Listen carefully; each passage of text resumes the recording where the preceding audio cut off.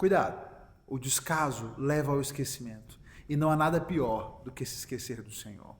Essa é uma lição dura, árdua, que o povo de Israel aprende, e é isso que nós vamos acompanhar, é esse processo que nós vamos acompanhar na nossa leitura do livro de Juízes. O livro de Juízes vai nos apresentar, então, o período imediatamente após a morte de Josué, e como essas tribos que estavam tomando posse das suas terras, tomando posse da sua herança, ou não, como nós vamos ver em muitos desses casos, como é que esse povo vai se ajustar? É importante nós entendermos que aqui ainda não existe um senso de nacionalidade, de unidade do povo de Israel, ainda se tratam de tribos que, na sua maioria, vivem as suas vidas de forma isolada. Nós vamos encontrar momentos de cooperação, mas ainda não existe essa unidade, essa identidade como nação de Israel. Ainda são tribos que convivem e compartilham de algumas coisas.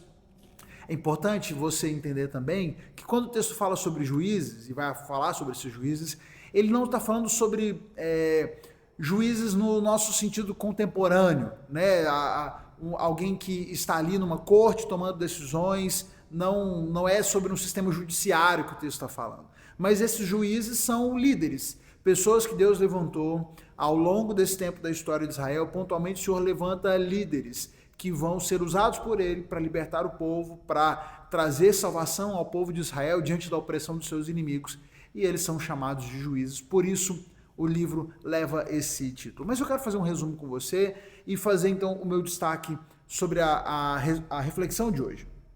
O capítulo 1 começa falando sobre, depois da morte de Josué, como essas tribos passam então a pensar e a refletir sobre as cidades que eles ainda não tinham conquistado, alguns povos que eles ainda não tinham expulsado, e eles começam então a se organizar para fazer isso. Nós temos uma aliança, por exemplo, da tribo de Judá com a tribo de Simeão, que fazem ali um pacto de ajuda mútua para que eles possam tomar algumas cidades importantes, inclusive, como a cidade de Jerusalém, que foi conquistada. Apesar de que a cidade de Jerusalém, eles não expulsaram os jebuseus que moravam ali e permitem que haja essa convivência, continuam convivendo ali com eles, conquistam o Negueb, conquistam o Hebron. Nós vamos ver alguns destaques, por exemplo, no capítulo 1 ainda, a tribo de Manassés não expulsou os habitantes de várias cidades, não foram capazes de expulsá-los, e mesmo depois, quando eles já tinham se fortalecido e poderiam ter expulsados, eles permanecem, que eles continuem na terra, ali em convivência com eles. E a tribo de Efraim não expulsou todos os povos cananeus, a tribo de Zebulon não expulsou todos os povos do seu território, a tribo de Aser não expulsou todos os povos do seu território, a tribo de Naftali também não expulsou. A maioria das tribos não completa a sua tomada da herança, a tomada do seu território, e eles permitem que esses povos permaneçam ali. E aqui nós vamos ver a questão sobre o descaso. O Senhor havia sido claro com o povo de Israel. Eles não deveriam negociar, eles não deveriam fazer nenhum tratado de paz, permitir que os povos cananeus permanecessem ali, deveriam tomar toda a terra, expulsar todos os povos, não deveriam jamais se misturar com eles, fazer alianças com esses povos, e Israel faz pouco caso daquela missão. Eles não se esforçam o suficiente, não levam a sério o suficiente aquela ordem de Deus, e não, a gente já está aqui, já estamos instalados, vamos ficando por aqui, já temos onde morar. Talvez as batalhas fossem penosas demais aos olhos deles, diante dos benefícios, e já achassem que já tinham o suficiente. Eles vão sendo condescendentes, vão agindo com descaso diante da ordem de Deus, de que eles expulsassem os povos, e vão ficando, e vão se estabelecendo. Mas isso vai se dando de forma que eles passam a fazer alianças com aqueles habitantes, com aqueles outros povos. E aqui nós chegamos no capítulo 2, quando o Senhor aparece a Israel para condená-los e dizer a Israel: tirei vocês do Egito e os trouxe a essa terra que jurei dar a seus antepassados, e afirmei que jamais quebrarei minha aliança com vocês. De sua parte, vocês não deviam fazer aliança alguma com os habitantes dessa terra, mas sim destruir os seus altares, porque vocês desobedeceram a minha ordem. E no capítulo 2 ainda, nós vamos ver, aliás, no capítulo 3, nós vamos ver que eles passam a se casar, os filhos passam a se casar com as filhas desses povos cananeus, passam a servir esses deuses.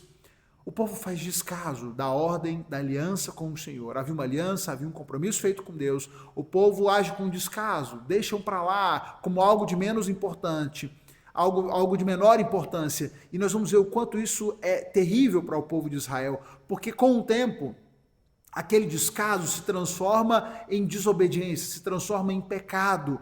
Aquela nova geração que nasce depois da tomada do território não conhecia mais ao Senhor.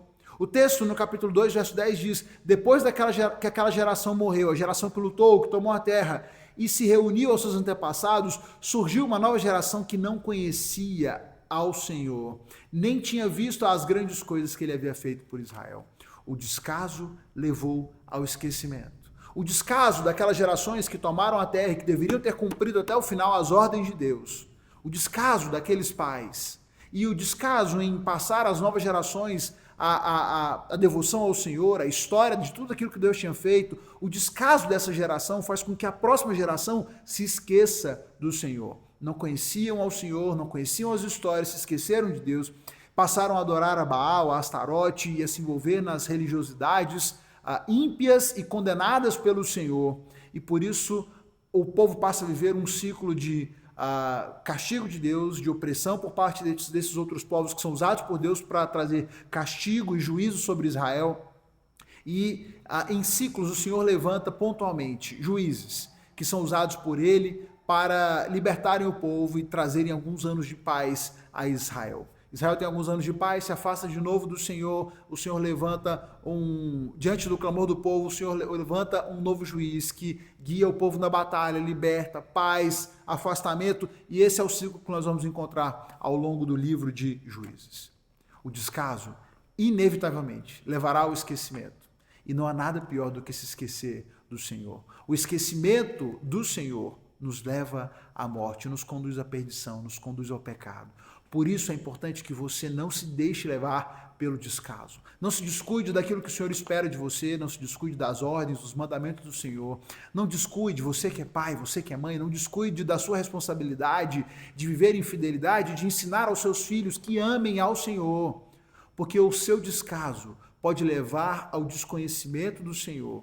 E o desconhecimento do Senhor certamente levará à morte. Israel aprendeu essa lição a duras penas ao longo de muitos e muitos anos, e nós vamos acompanhar esses relatos ao longo do livro de Juízes. Faça sua leitura, vamos juntos, lendo o livro de Juízes, aprendendo com o Senhor, e aprendamos o principal de hoje. Jamais devemos agir com descaso